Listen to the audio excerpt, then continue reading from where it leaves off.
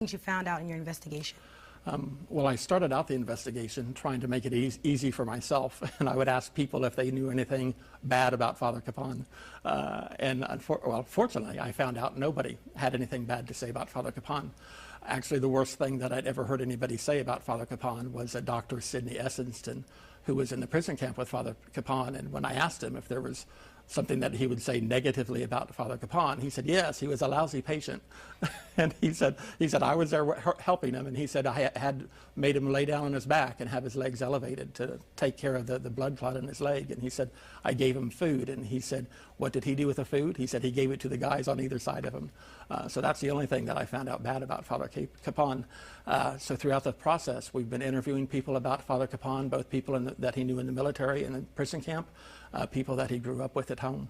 We've been trying to find out everything about his life so that we might be able to hopefully promote his cause for sainthood, and also for him to be awarded the Medal of Honor, which is why we're here today. How did you hear about Chaplain Kapaun? Oh, sir, can you look this way? Okay. How did you hear about Chaplain Kapaun? How did you start that whole investigation process? What motivated you to start that? Well, I knew of Father Kapaun being from Wichita, and he was a priest of the Wichita Diocese.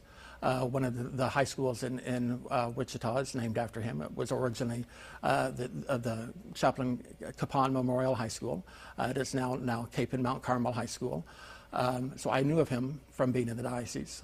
Growing up, my mother had a devotion to Father Kapaun, and she encouraged us to pray for his intercession if we needed help or if we needed something special. So I knew about him.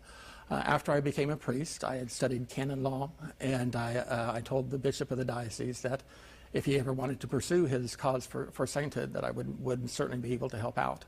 So he called me on that, and he asked me to start to investigate his life. So he would,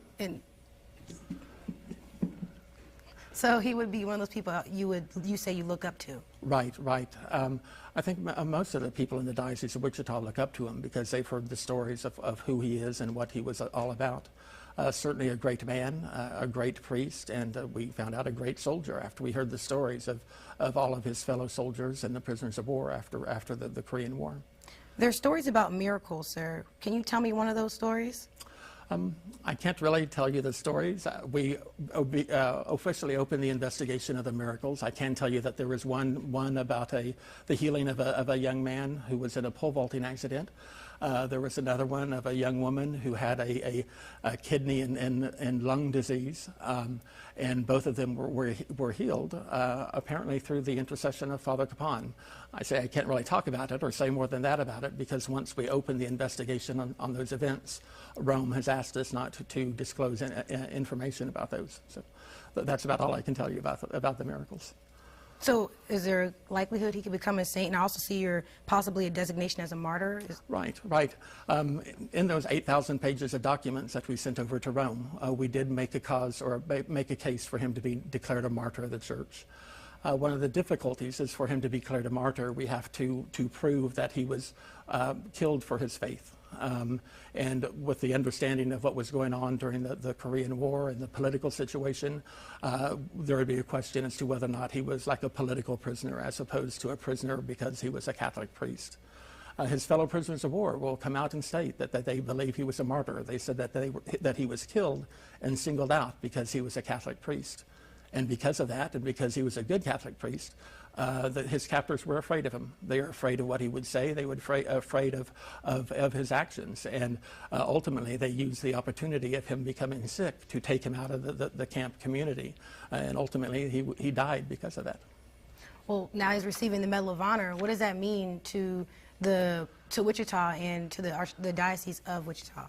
Well, it's a great step forward for both the recognition that we all think that Father Kapaun deserves.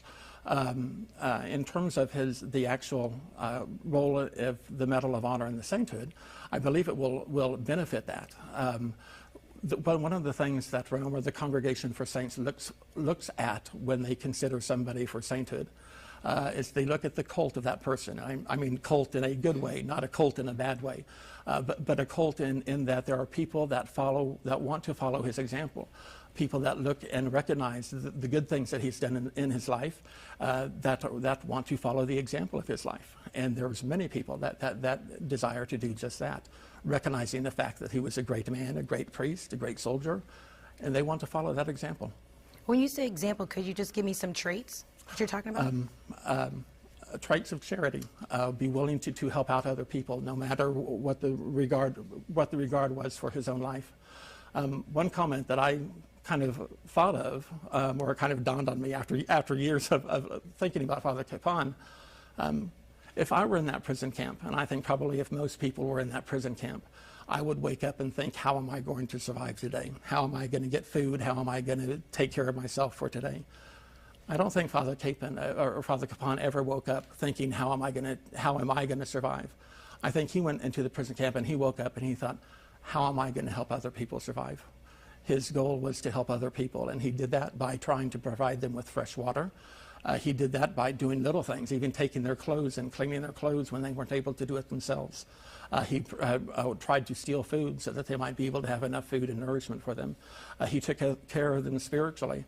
One of the prisoners of war will talk about how Father Kapaun, he said, it didn't matter who you were. He said, there were Protestants, he said, there were atheists, there was Muslims, and he said, he had every one of us praying the rosary together. And he said, he took care of everybody, and he said everybody respected him because of that, and everybody admired him because of that. Is there anything that you'd like to add, Father, about Chaplain Kapaun or the Medal of Honor? What it means to Wichita? Well, I think he exemplifies, I think, what we need to have at this day and time. I mean, when you look at the example that he set, he was a man that really cared for others. He was a man that was willing to sacrifice himself for the good of others. And if everybody would follow that example, think of what a great world it would be. Thank you, Father. Okay, thank you.